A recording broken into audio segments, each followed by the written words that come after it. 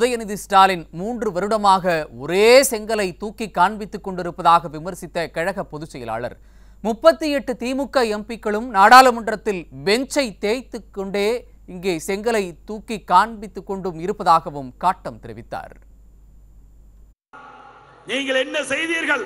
இந்த செங்கலை நாடாளுமன்றத்தில் காட்ட வேணும், ரோட்ல காட்டி பிரயோஜனம் இல்ல. அதனால என்ன பயன்?